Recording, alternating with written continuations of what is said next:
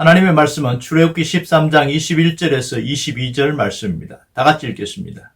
여호와께서 그들 앞에서 가시며 낮에는 구름 기둥으로 그들의 길을 인도하시고 밤에는 불 기둥을 그들에게 비추사 낮이나 밤이나 진행하게 하시니 낮에는 구름 기둥 밤에는 불 기둥이 백성 앞에서 떠나지 아니하니라. 아멘. 사람이 살면서 고민 없이 살아가는 사람은 아무도 없습니다. 그런데 사람들이 고민하는 것은 세 가지 문제입니다. 하나는 사람이고 또 하나는 환경 그리고 미래에 대한 겁니다. 사람은 관계에 대한 문제고 환경은 경제나 건강이나 또 사람 사이에 살아가는 모든 현실적인 상황을 이야기하고 있고 그리고 불확실한 미래에 대한 이런 부분은 공통적인 부분을 할 수 있겠습니다. 이스라엘 백성들도 똑같습니다. 출애굽한 이스라엘 백성들은 광야 생활하면서 먹는 문제 또 자식의 문제, 어떻게 갈 것인가 그런 고민을 하면서 살아갈 수밖에 없었습니다. 왜냐하면 눈앞에 한치의 앞길이 보이지 않고 현실적으로는 희망적이지 않습니다. 출애굽했을 때의 기쁨도 잠시였고 이제는 무엇을 해야 되는가 어떤 고민이 생길 수밖에 없습니다. 그들에게 몇 가지 문제가 노출되어 있습니다. 하나는 방향성에 대한 겁니다. 어디로 가야 할지 잘 모르고 있는 겁니다. 어느 길로 가야 될지 전혀 정보가 없습니다. 정확하게 안내해 줄 안내자가 없다는 것이지요.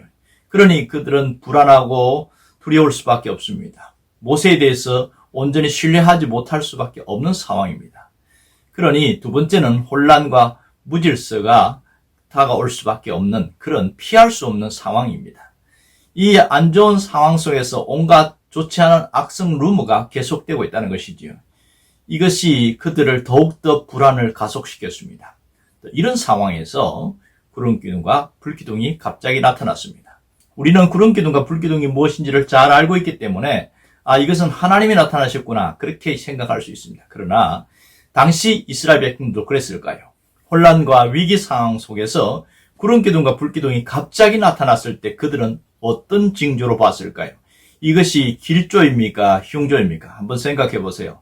낮에는 시커먼 먹구름 같은 것이 하늘을 확 덮었어요. 그리고 밤에는 벌건 불 같은 뜨거운 것들이 밤하늘을 덮고 있습니다. 그들이 무엇을 느꼈을까요? 이들에게는 일찍이 재앙에 대한 트라우마가 있습니다. 애굽에서 출애굽할 때에 열 재앙을 경험했습니다. 그러기에 그들은 흉조로 느낄 가능성이 굉장히 많습니다. 불안하겠지요. 갑자기 먹구름이 하늘에 끼고 있고 밤이 되면 벌건 것이 저 하늘에서 있을 때 얼마나 두려웠을까요? 저것이 떨어지면 우리가 불타 죽을 텐데 이런 생각할 수 있습니다. 자, 그러면 오늘 이 구름기둥과 불기둥이 의미하는 바가 뭐냐 하는 겁니다. 21절을 보십시오. 거기 보면 낮에는 구름기둥으로 밤에는 불기둥으로 그들을 인도하여 비추셨다. 그러나 낮이나 밤이나 그들과 함께 진행하셨다. 이렇게 이야기하고 있습니다. 자, 그러면 구름기둥과 불기둥은 대략 세 가지 정도로 생각할 수 있는데 하나는 하나님이 찾아오셨다는 의미입니다. 하나님이 찾아오셨다는 사인이요 표적이 구름기둥과 불기둥입니다. 그러니 하나님이 이스라엘 백성들에게 찾아오셨어요. 불확실하고 어느 길로 가야 될지 방향성이 없는 그런 두려워하는 그들에게 하나님이 찾아오셨다는 것은 그들에게 상당한 위안을 주고 안심되는 그런 모습입니다. 또 하나는 하나님이 너의 길을 인도하시겠다. 그걸 말하고 있습니다. 하나님의 인도하심을 정확하게 보여주십니다. 인도하시는데 안전하게 인도하신다는 것이지요. 그 구름기둥과 불기둥은 하나님이 그들을 사랑하고 있는 증거로 보여주신 것이고 하나님이 그들과 함께 하시겠다는 증거로 보여주신 겁니다.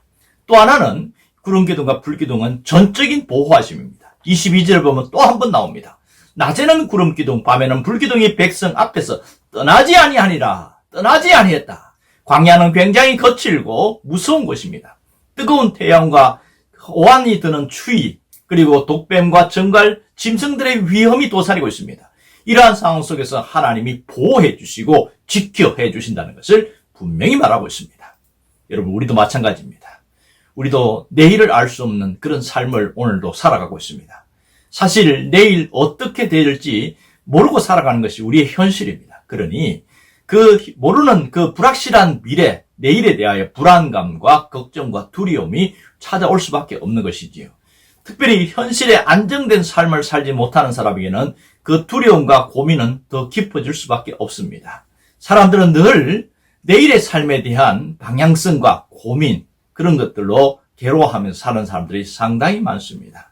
자, 내일의 삶이 어찌 될지 모르는 것이 우리의 모습인데, 왜 그러냐면 과거와 다르게 삶이 너무 빠르게 변하고 있습니다. 세월이 흐르면서 이 사는 것이 낯설게 느껴진다, 이렇게 말하는 사람들이 있습니다. 세상을 살아가는데 너무 빠르게 진행되는 거예요. 가령 휴대폰을 한번 보십시오. 예전에는 휴대폰이 없었을 때는 그냥 전화기 하나면 모든 것이 통했습니다. 그런데요, 휴대폰이 나오면서 그것도 빠르게 변합니다. 그럴 때에 그것을 따라가지 못하는 사람이 있어요. 그래서 심지어 아직도 디지털 시대에 아날로그로 살아가는 사람이 있습니다. 이런 사람 중에 어떤 분은 문자도 하나 보내지 못해서 굉장히 힘들어하는 사람이 있습니다. 이러니 얼마나 고민이 되겠어요. 현실은 너무 빠르게 변하는데 자신은 변하는 그 속도에 따라가지 못할 때 굉장히 힘들어하는 경우가 많습니다. 뿐만 아니라 무엇을 먹고 살아야 할지, 앞으로 누구를 믿고 가야 할지, 이런 부분에 대해서 끊임없이 우리는 고민하면서 갈 수밖에 없습니다. 이스라엘 백성들처럼 그렇게 고민하면서 불확실한 미래를 살아가고 있습니다. 우리가 어떻게 살아야 할까요? 아직 우리의 삶에는 소망이 있습니다. 하나님이 우리를 찾아오시면 우리도 소망이 있습니다. 여러분, 하나님이 함께하는 인생을 살 때에 우리의 불확실한 미래는 안전함을 느낄 수 있습니다. 소망이 없고 앞길이 어떻게 될지 모르는 그런 사람이 할지라도 하나님이 그 사람의 소망이 되어주시는 겁니다. 하나님이 그 사람의 길을 인도하시고 그 사람의 통로가 되어주시면 뭐든지 열어갈 수가 있습니다. 하나님이 우리 삶에 오셔서 낮의 문제도 해결해 주시고 밤의 문제도 해결해 주시고 이 어려운 상황을 해결해 준다면 우리가 못할 게 없지요. 뭘 두려워하겠어요? 하나님이 해결해 주고 가시는데, 문제는 하나님이 우리 삶에 찾아오실 때에 이런 안전함과 편안함을 느낄 수 있다는 겁니다. 어떻게 하면 하나님이 우리의 삶을 찾아오실까요? 내가 하나님의 인도를 받으려고 할 때에 하나님이 찾아오십니다. 내가 하나님의 인도를 받고 살아야 내 삶을 다시 일으킬 수 있다는 사실입니다. 우리의 인생이 마치 지뢰밭 같다, 그렇게 이야기하는 사람이 있습니다. 왜냐하면 사탄이 묻어놓은 지뢰가 너무 많기 때문에 그렇습니다. 지뢰는 이 눈에 보이지 않습니다. 한 말만 잘못 들으면 큰 실수하고 큰 상처를 받고 고통하는 그런 일들이 얼마나 많은지 모릅니다. 아침에는 기분 좋게 출근을 했는데 저녁에 돌아올 때는 안 좋은 일 때문에 굉장히 고통하고 아파하는 일들이 우리 삶에 얼마나 많은지 모릅니다. 상처와 고통과 죽음의 지뢰밭을 지나가는 것이 우리의 삶입니다. 이럴 때에 하나님의 인도를 받아야 우리가 다시 일어날 수 있고, 하나님의 인도하심이 있어야 우리가 다시 살아갈 수 있는 능력이 생기게 되는 겁니다. 우리의 인생 발걸음 하나하나는 하나님이 인도하신다는 것을 믿을 수 있기를 바랍니다. 어떻게 하면 하나님의 인도를 받을 수 있을까? 이 점이 대단히 중요한 것이지요. 여러분, 내 삶의 주도권을 내가 이끌려 가려고 하지 마시길 바랍니다. 우리의 본성이 뭐냐면 내가 모든 것을 하려고 해요. 내가 먼저 가고 하나님은 도와주시고, 내가 먼저 계획하면 하나님이 그 계획에 도와주셔서 응답해 주시고, 내가 기도하면 하나님이 이루어 주시고, 이런 삶으로 계속 살아가는 경우가 많습니다. 사람들은 본성이 자기 마음대로 살고 싶어 하는 그런 심정이 있습니다. 그런데요, 그런 삶이 활짝 열리면 좋지만 안 될 때가 훨씬 많거든요. 그럴 때에 심한 좌절감과 그 낙담과 우울함은 견딜 수가 없는 것이지요. 그러므로 우리는 하나님의 인도를 받아야 합니다. 이 광야 같은 인생을 내 마음대로 살 수가 없는 거예요. 하나님의 인도를 받아야 온전히 우리가 바른 길을 갈 수 있다는 사실입니다. 여러분, 나이가 들은데도 아직도 철없이 사는 사람이 있습니다. 아직도 인생을 방황하며 사는 사람도 있습니다. 그 사람이 성실하지 못해서 방황하는 것입니까? 아닙니다. 열심히 살지 못해서 방황하나요? 그렇지 않습니다. 부지런하고 노력하고 성실함에도 이 인생이 실패로 끝나는 사람들을 보면서 그런 사람들이 왜 방황하냐? 자기 자신을 너무 신뢰하고 하다 보니까 자기 계획대로 안 되어서 무너지는 경우가 많습니다. 신앙인들에게는 무슨 문제입니까? 하나님을 신뢰하지 않기 때문에 그렇습니다. 하나님을 전적으로 신뢰하지 않기 때문에 내 생각이 옳은 대로, 내가 판단한 대로, 내가 계획한 대로, 내가 결정한 대로 내 마음대로 살다 보니까 꽝 하고 터지는 일이 굉장히 많습니다. 왜 방황할까요? 내 삶의 주도권을 내놓지 않기 때문에 그렇습니다. 내 인생의 주도권을 내가 쥐고 살아가려고 하니까, 내가 삶의 주인공이 되려고 하니까 하나님을 신뢰하기 어려운 거예요. 왜 안 됩니까? 내 인생이니까 내 마음대로 하고 싶은 거예요. 그래서 내놓지 않으려고 합니다. 내 삶의 주도권을 내놓으면 하나님이 내 모든 삶을 송두리째 빼앗아갈 것이라는 그런 착각을 하고 있는 사람들이 굉장히 많습니다. 왜 순종이 되지 않은지 아세요? 왜 순종이 어렵습니까? 이 주도권 문제가 해결되지 않았기 때문에 그렇습니다. 하나님이 내 삶의 주인임됨을 인정하며 살아갈 때에 그 모든 것이 풀리게 되는데 그걸 손을 놓지 못하는 거예요. 그것을 짊어지고 있어요. 여러분, 아프리카 원숭이 잡는 법 혹시 기억나시나요? 원숭이 잡는 것을 한번 영상을 본 적이 있는데 그 바위 구멍에다가 아주 손 들어갈 만한, 겨우 들어갈 만한 거기에다가 원숭이가 좋아하는 곡식이나 바나나 그런 음식을 넣어요. 그러면 거기다가 원숭이가 냄새를 맡고 와가지고 손을 딱 잡습니다. 그리고 딱 잡았는데 문제는 손이 안 빠지는 거예요. 왜? 구멍이 너무 좁으니까. 그때에 다른 한 손으로 원숭이가 깨끗거립니다. 손이 안 빠진다고. 손이 안 빠진다고 깨끗거리는데 그때에 바로 원주민들이 와서 딱 산채로 체포해버립니다. 무엇이 문제입니까?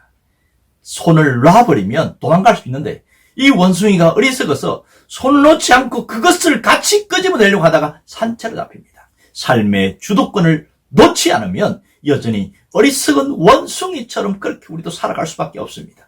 내 삶의 주도권을, 내 인생의 주도권을 온전히 하나님께 맡길 수 있기를 바랍니다. 그러면 삶이 달라집니다. 내 삶의 주도권을 온전히 하나님께 맡긴 사람은 기도하는 게 달라지고요, 생각하는 게 달라지고요, 말하는 게 달라지고 행동하는 게 달라집니다. 이제는 불안함과 두려움이 가득 찼는데 주님 알아서 해주세요. 내가 뭐 할 수 없어요. 도와주세요. 그러면서 편안한 마음으로 잠을 자고 편안하게 밥을 먹고 살아가는 게 모든 것이 주님이 인도해 주세요. 그러면서 가니까 쉬워지는 거예요. 그전에 그렇게 자기가 아등바등하며 살았던 모든 것을 온전히 놓으면서 주님이 알아서 해주세요. 그러면서부터 삶이 확 달라지더라는 겁니다. 여러분, 우리의 삶의 주도권을 전적으로 주님 앞에 맡길 수 있기를 바랍니다. 그러면 주님이 우리를 이끌어 가시는 것을 믿을 수 있기를 바랍니다. 주님은 우리에게 오셔서 우리의 삶을 다시 회복시키시고 다시 이끌어 주시기를 원합니다. 여러분이 그 삶의 주인공이 되시길 주의 이름으로 축원합니다. 기도하겠습니다. 살아계신 하나님 아버지, 우리 인생의 모든 주도권을 온전히 맡기며 살아가게 하여 주옵소서. 예수님의 이름으로 기도합니다. 아멘. 오늘 이 찬양을 들으면서 하나님의 인도하심을 따라 하루를 살아갈 수 있기를 바랍니다. 나의 가는 길 주님 인도하시네. 그는 보이지 않아도 날 위해 일하시네. 주 나의 인도자 항상 함께 하시네. 사랑과 힘 베푸시며 인도하시네. 인도하시네. 나의 가는 길 주님 인도하시네. 그는 보이지 않아도 날 위해 일하시네. 주 나의 인도자 항상 함께 하시네. 사랑과 힘 베푸시며 인도하시네. 인도하시네.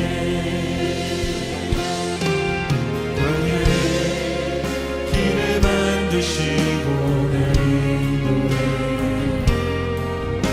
사막의 강 만드신 것 보라. 하늘과 땅 변해도 주의 말씀 영원히 내 삶 속에 새 일을 행하리. 나의 가는 길 주님 인도하시네. 그는 보이지 않아도 나 위해 일하시네. 주 나의 인도자 항상 함께 하시네. 사랑과 힘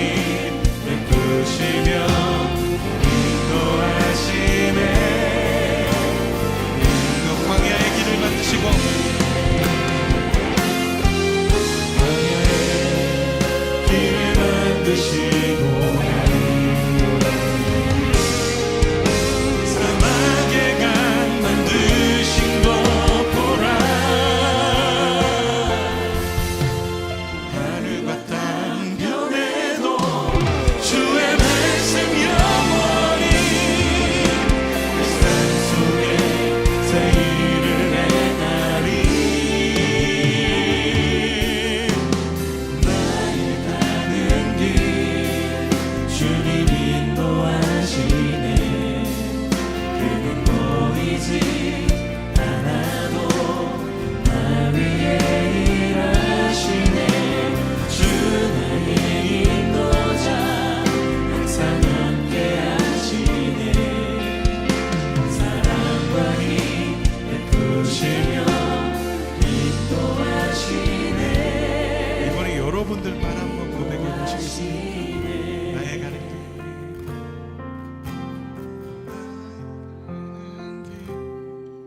주님 인도하시네 그는 보이지 않아도 날 위해 일하시네 주 나의 인도자 항상 함께 하시네 사랑과 힘 베푸시며 인도하시네